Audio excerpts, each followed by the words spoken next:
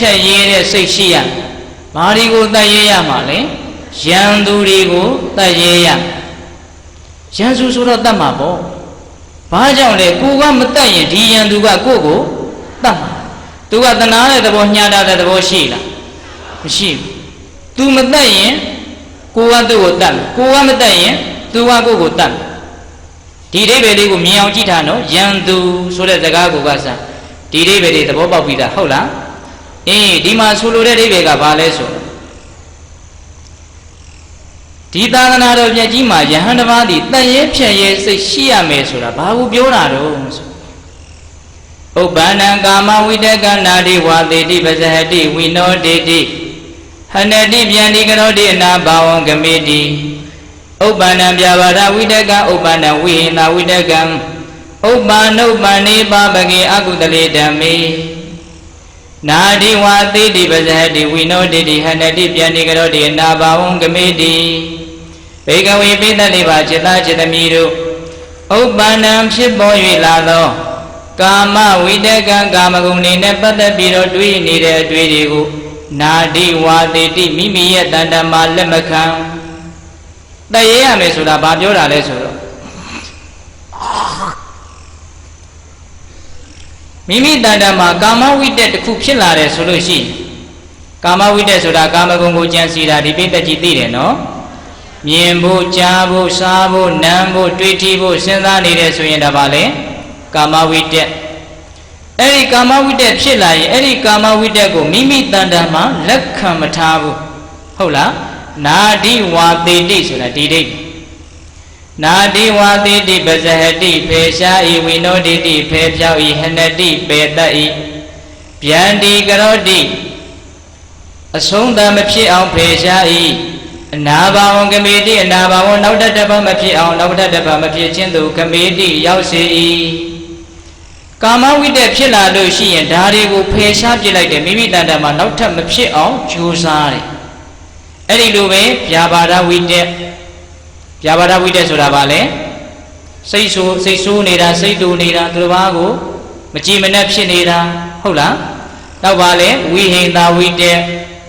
သူတစ်ပါးကိုညှင်းဆဲခြင်းနေတာစိတ်ဆိုးယုံနဲ့အာမရလို့ဘလို့ပြောပြလိုက်ခြင်းတာဘလို့လုပ်ပြလိုက်ခြင်းတာအဲ့ဒါဘာတွေလဲဝိဟိန္တာဝိတက်အဲ့ဒီဆိုးဝါးတဲ့ဝိတက်တွေဝင်လာလို့ရှိရင်မိမိတဏ္ဍာမှာလက်မခံမဲနဲ့ဖယ်ရှားပြလိုက်တယ်တတ်ပြလိုက်တယ်ဒါပြောတာနော်အဲ့ဒီမှာအနှစ်ချုပ်ဘာဆက်ပြောတုံဆိုတော့ဥပ္ပန္နုပ္ပန္နေပါပကေယကုတလေဓမ္မေပဇဟတိဝိနောတိတိနာတိဝါတိတိပဇဟတိဝိနောတိတိဟနတိပြန်တိကရောတိဖြစ်ပေါ်လာတဲ့ပါပကေအကုတလေဓမ္မေယုံမာတဲ့အကုသိုလ်တရားစုတို့ကိုနာတိဝါတိတိမိမိရဲ့တဏ္ဍမှာလက်မခံအကုသိုလ်တွေညှဉ်းနှွမ်းတဲ့အကုသိုလ်တွေမိမိတဏ္ဍမှာဖြစ်လာရင်ဘာလဲလက်မခံမဲနဲ့အဲ့ဒါကိုဖယ်ရှားနိုင်အောင်ကြိုးစားတာအဲ့ဒါရန်သူကိုတတ်ခြင်းပဲရန်သူရဲ့သဘောဆိုတာလေးကိုလည်းမေ့မပြစ်နဲ့နော်ရန်သူဆိုတာကိုကမတတ်ရင်သူကတတ်မှာသူမသေးရင်ကိုသေးမှာဒီသဘောလေးကိုခေါင်းထဲမှာဆွဲနေရခုဒီနေရာမှာကာမဝိတက်ဗျာပါဒဝိတက်ဝိဟိန္တာဝိတက်ညှဉ်းနှွမ်းတဲ့မကောင်းတဲ့အကုသိုလ်တရားတွေကိုရန်သူလို့မြတ်စွာဘုရားကပြောထားဟုတ်လားအဲ့ဒီရန်သူတွေဟာကိုကမတတ်ရင်သူကတတ်သူမသိရင်ကိုသိဒါလေးကိုနည်းနည်းလေးအဓိပ္ပာယ်ပေါအောင်ဦးဇင်းတို့ပြောပြဆိုကြပါစို့ဘဝတန်တရားကြီးကိုအကောင်းလို့မြင်နေတယ်ဒုက္ခသစ္စာလို့မမြင်ဘူးအဲ့ဒါကိုဘာခေါ်မလဲအဝိဇ္ဇာမောဟကောင်းတဲ့တရားလားမကောင်းတဲ့တရားလားအဲ့ဒီလိုအမှန်မမြင်လို့အဝိဇ္ဇာတွေမောဟတွေဖုံးလွှမ်းထားလို့ဘဝတန်တရားကိုကောင်းတယ်လို့ထင်တော့ဘဝတန်တရားပေါ်မှာတန်ရောစဉ်မပြတ်ဖေးနဲ့ဘဝတဏှာဆိုတဲ့လောဘကဆက်ပြီးတော့ဖြစ်လာအဲ့ဒီလောဘကောင်းသလားဆိုးသလားဆိုးတယ်အဲ့ဒီဘဝတဏှာဆိုတဲ့လောဘဖြစ်လာရင်ဘဝဆိုတာဆက်ပြီးတော့ဖြစ်မနေပြီဘူးလားဖြစ်နေမယ်နော်ဘဝဆိုတာဆက်ဖြစ်နေမယ်နော်အဲ့ဒီဆက်ဖြစ်နေရင်အဲ့ဒီဘဝဟာသေဆုံးခြင်းနဲ့ဏီကုံမတတ်ရပြီဘူးလားနည်းနည်းသဘောပေါက်လာပြီနော်ဒကမာကြီးတွေဟုတ်လားအေးအမှန်တိုင်းမမြင်လို့အကောင်းလို့ထင်လို့လိုချင်တော့တဏှာလောဘ လူကျင်တော့ဘဝတန်တရားမှာဆက်ပြီးတော့ဖြစ်နေခြင်းဆိုတဲ့ဝိပါကဝတ်ကြီးဆက်ပြီးတော့မလဲဘူးလားအေးဆက်ပြီးတော့ဖြစ်တယ်ဆိုတော့ဆက်ပြီးတော့မသေးရဘူးလားအေးအဲ့ဒါအင်မတန်လေးနဲ့တဲ့အဓိပ္ပာယ်အကုသိုလ်တွေမကောင်းတာတွေမသေးသေးသမျှမိမိဒီဘဝတန်တရားမှာအဖန်မှန်သေရမယ်ဆိုတဲ့အဓိပ္ပာယ်သဘောပေါက်တယ်နော်အဝိဇ္ဇာတွေလောဘတွေလူကျင်တာတွေရကျင်တာတွေရှိနေသေးသမျှဘဝတွေဖြစ်ပြီးတော့အဲ့ဒီဘဝတွေကိုဇရေပြီးတော့ပေးမနေရပြီဘူးလားအေးအဲ့ဒီအဓိပ္ပာယ်ပဲကိလေသာတွေမသေးသေးသမျှမိမိတို့သေရလိမ့်မယ်သေရမှာတော့ကြောက်တယ်မဟုတ်လားအခုမကြောက်ဘူးဆိုတာမသေးသေးလို့မကြောက်တာကိုနော်တခါကြီးမိုက်မြအဲ့တော့ तू မသေးရင်ကိုသေရမယ်ဆိုတဲ့အဓိပ္ပာယ်ကိုသဘောပေါက်တယ်နော်အေးဒါကအင်မတန်နည်းနည်းတဲ့အဓိပ္ပာယ်ကိုနည်းနည်းလေးဦးဇင်းတို့နားလည်လွယ်အောင်ပြောလိုက်တယ်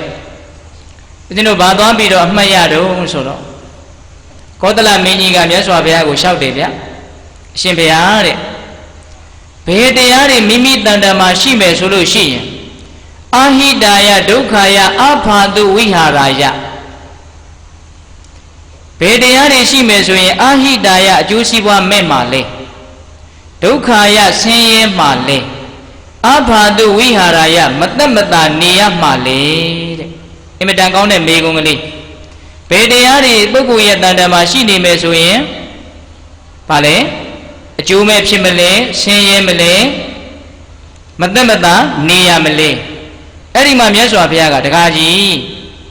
လောဘရဲ့ဒေါသရဲ့မောဟရဲ့ဒီတရား၃ခုရှိနေရင်အဲ့ဒီတတ္တဝါသည်အကျိုးမဲ့လိမ့်မယ်အဲ့ဒီတတ္တဝါသည်ဆင်းရဲလိမ့်မယ်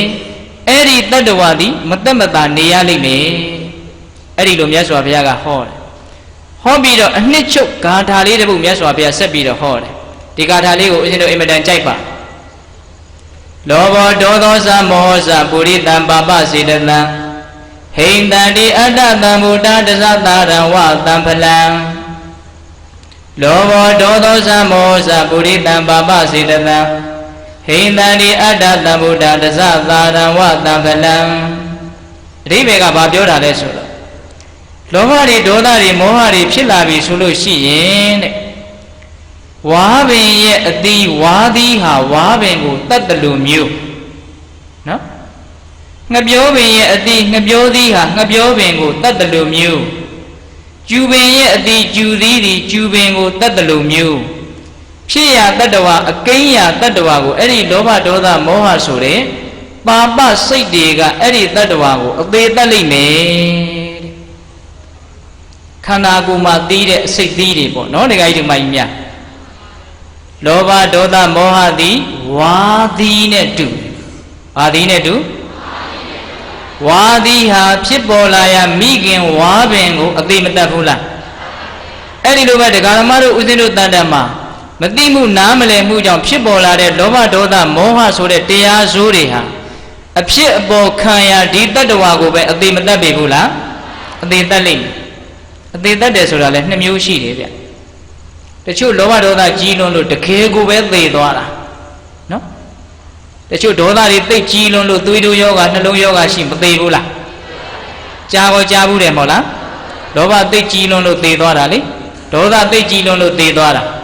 ဒါကတော့အသက်ပါတောင်မှသေသွားတဲ့သဘောနောက်သေဆုံးခြင်းအဓိပ္ပာယ်တစ်မျိုးရှိသေးတယ်အဲ့ဒါဘာလဲဆိုတော့သူတော်ကောင်းသက်သေတာဣတိဘာသေးတာလဲသူတော်ကောင်းသက်သေးတာလေသူတော်ကောင်းသက်ဆိုတာဟိရိဥတ္တပကိုခေါ်တာမကောင်းတာလုပ်ရမှရှေ့ရမှမသိမကောင်းတာလုပ်ရမှကြောက်ရမှမသိတာအဲ့ဒီဟိရိဥတ္တပအရှက်အကြောင်းမရှိတော့ဘူးဆိုရင်အဲ့ဒါသူတော်ကောင်းသက်သေသွားတာလောဘတွေသိကြီးလွန်းလာလို့ရှိရင်ရှက်စရာကိုရှက်တဲ့ရကောင်းမှသိပါဦးမလားဒေါသတွေသိကြီးလာရင်ဒီလိုပြောလိုက်ရင်ကြောက်စရာဟဲ့ဒီလိုလုပ်ရတာကြောက်เสียဟဲ့ငါ့ကိုဒုက္ခပေးမဲ့အလုပ်တွေပြောတွေပါလို့ကြောက်ရကောင်းမှန်သိပါမလားလောဘတွေဒေါသတွေအာကြီးလာရင်ရှေ့ရကောင်းမှမသိကြောက်ရကောင်းမှမသိဘာအသက်ထွက်သွားတာတော့သူတော်ကောင်းသက်ထွက်သွားတာအဲ့ဒီအဓိပ္ပာယ်လေးကိုသဘောပေါက်ရမယ်နော်ဒကာကြီးဒီမကြီးများဒါကြောင့်မိမိကသူ့ကိုမတတ်ရင်သူကမိမိကိုတတ်မယ်ဆိုတာဘာတွေလဲလို့မေးရင် လောဘဒေါသမောဟအစရှိသောအကုသိုလ်တရားတွေလို့သဘောပေါက်ရနော်သာသနာတော်မှာသက်ရေးဖြတ်ရေးရမယ်ဆိုတာတပါးသောသူတွေရဲ့အသက်ကိုရည်ရွယ်ပြောတာမဟုတ်ဘူးဘာကိုရည်ရွယ်ပြောတာလဲလောဘဒေါသမောဟစာလိုတိတိကျကျပြောရရင်ကာမဝိတေဖြာပါဒဝိတေဝိဟိတဝိတေပါပဓမ္မဟုတ်လားအဲ့ဒီမကောင်းတဲ့တရားတွေမိမိတဏ္ဍာမှာဖြစ်လာရင်ပေနိုင်အောင်တတ်နိုင်အောင်ကြိုးစားခြင်းသည်ပင်အဲ့ဒါဘာလုပ်နေတာလဲတတ်ရေးဖြတ်ရေးတဲ့အင်္ဂါရက်နဲ့ပြည့်စုံနေတာဒါမှလည်းပဲစင်ကြီးကအဖို့တံပါလေဟုတ်လားအဲ့ဒီလိုပဲဒီသာသနာတော်မြတ်ကြီးမှာတန်ဖိုးရှိတဲ့လူတစ်ယောက်ဖြစ်ချင်ရင်နံပါတ်1ဖရာရဲ့တရားတော်တွေကိုအများကြီးနားထောင်ရမယ်ခုနားထောင်နေသောအဖြစ်မိမိကိုယ်ကိုတန်ဖိုးရှိအောင်တန်ဖိုးတက်အောင်ကြိုးစားနေတာနော်